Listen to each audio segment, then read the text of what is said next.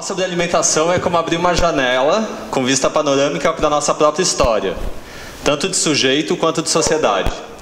Comer é um ato afetivo, ecológico e político. É um comportamento natural, mas que está completamente moldado pela cultura e pelos nossos afetos. As nossas memórias alimentares, elas incluem categorias simbólicas como o tempero da mãe, o tempero da avó, o sabor da comida de casa, aquele gosto. Por outro lado, comer é um ato natural e obrigatório. A gente precisa comer para continuar vivo. Então a comida é a conexão mais próxima que a gente tem com a natureza, tão fundamental quanto respirar. Do ponto de vista das sociedades, a gente sabe que aquelas consideradas de sucesso são as que foram capazes de alimentar o seu povo e, além disso, produzir riqueza.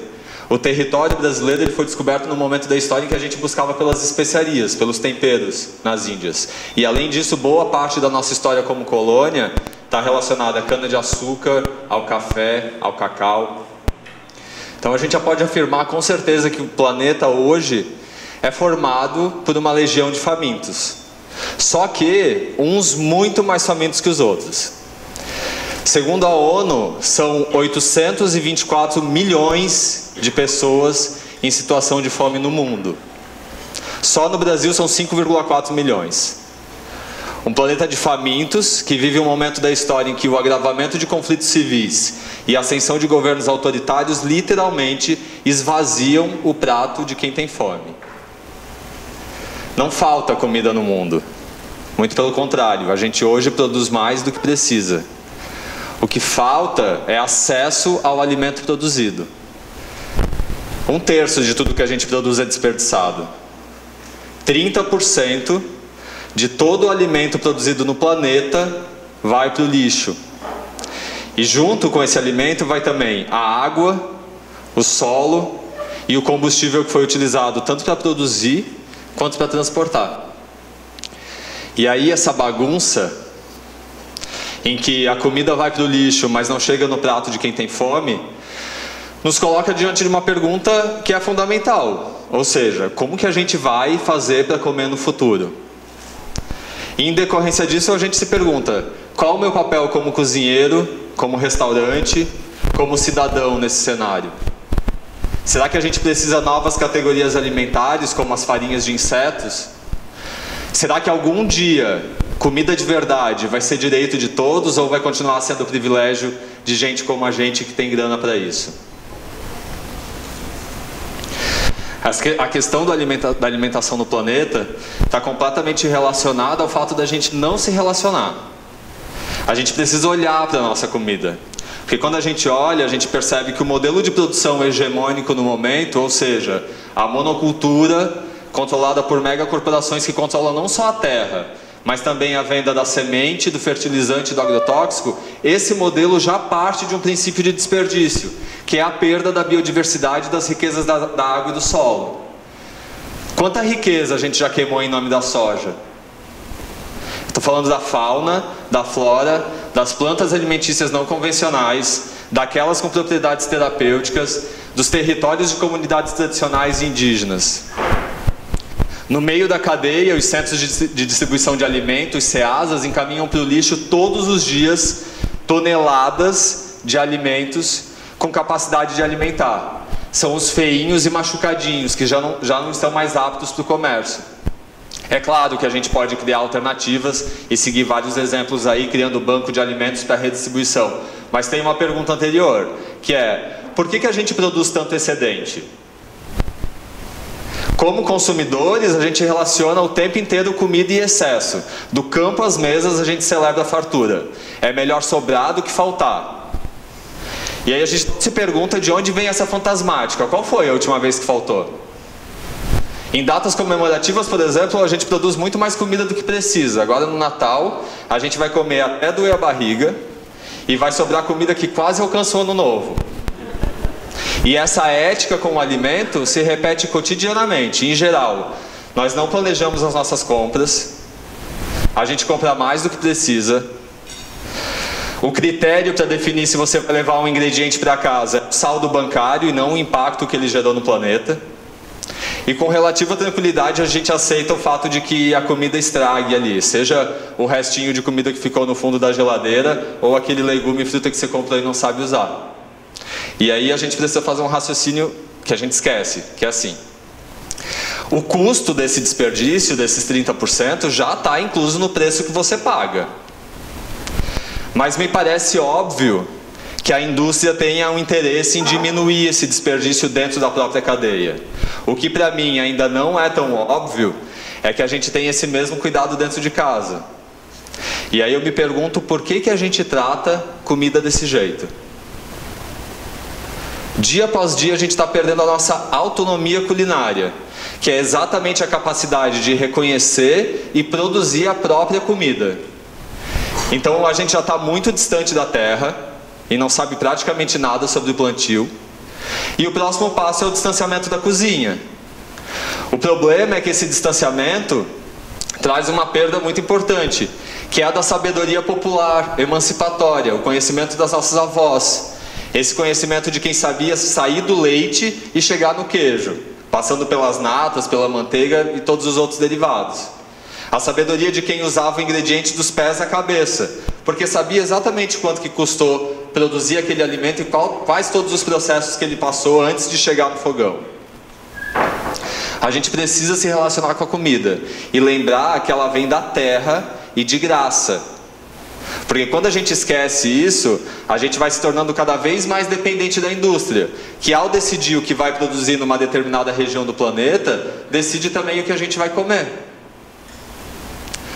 O Brasil está voltando para o mapa da fome. E isso acontece porque a gente não quer mais se preocupar com comida. Nessa relação distanciada com o alimento, fazer a própria comida, cozinhar em casa, muitas vezes é um sacrifício, um esforço, ou então um delírio gastronômico em que vale tudo em nome do meu prazer.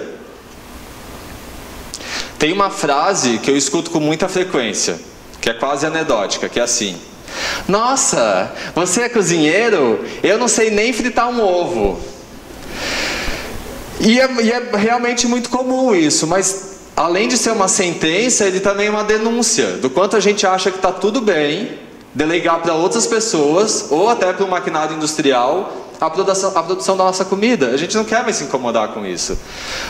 O planeta caótico do jeito que está, a gente quer que a alimentação tenha uma relação de prazer, que seja instagramável, que tenha todas essas possibilidades, e eu não quero pensar no impacto que o meu prato de comida causa para o planeta. A gente está voltando para o mapa da fome. E isso acontece porque todos os anos a gente forma centenas de cozinheiros com um imenso repertório técnico dentro das cozinhas, mas com uma minúscula capacidade de olhar no seu entorno e entender quais conexões que o alimento faz. A gente sabe um monte, por exemplo, sobre o grão de café, mas a gente sabe quase nada sobre o que esse ingrediente representou para a nossa história, o que ele representou e representa para a nossa economia. Será que as únicas informações relevantes sobre um ingrediente são sabor, textura, características de cozimento? Será que para entender melhor esse consumo e esse mercado, eu não preciso dar uma olhada um pouco maior? A gente vive uma cena, nesse momento da história, em que há uma absurda produção de conteúdo de receita, mas há uma minúscula propagação de conteúdo sobre o conhecimento do ingrediente, como que ele funciona. Eu vou dar um exemplo para ficar mais claro. Você aprende a fazer uma lasanha de abobrinha na internet, e aí você está amando aquele prato, né? Só que aí tem um dia que você vai fazer e faltam 3 ingredientes. E porque faltam 3 ingredientes daquela receita, a abobrinha vai apodrecer ali na fruteira até ela estar podre o suficiente para você jogar no lixo sem sentir culpa. Aliás, a gente vê aqui na região a goiaba e o mamão apodrecendo no pé, passa embaixo e vai no mercado comprar, porque parece que rola um pouco de medo, assim, né? Dessa comida que nasce ali onde eu vejo e que parece até que é meio suja. O alimento está virtualizado. Quando eu não entendo quais os processos que ele passou até chegar na minha mesa, desperdiçar é o único caminho. Nós desperdiçamos muito Porque desconhecemos muito. Seja o quanto o ingrediente custou para o planeta, em recursos naturais, para além da medida em moeda, seja como utilizar esse ingrediente. O que a nossa avó fazia não é comida de pobre. O que a nossa avó fazia é comida de verdade, é outra coisa. E o que a gente precisa resgatar agora não são esses ingredientes do outro lado do mundo, super fetichizados, que representam o quanto é legal toda essa gastronomia. O que a gente precisa recuperar é a relação ética com o alimento que a gente tinha quando a produção do alimento era o centro organizador da vida. O alimento não é mais o nosso centro organizador da vida. Ele é mais uma coisa que a gente faz para continuar produzindo outra coisa. Ou para se reforçar e ter prazer para continuar produzindo outra coisa. Nessa relação distanciada fica muito difícil pensar outro cenário, mas há a possibilidade. Incentivar a produção local, comprar produtor aqui perto de mim, onde eu não preciso litros de combustível para transportar. 2018, existe uma mudança na relação de consumo.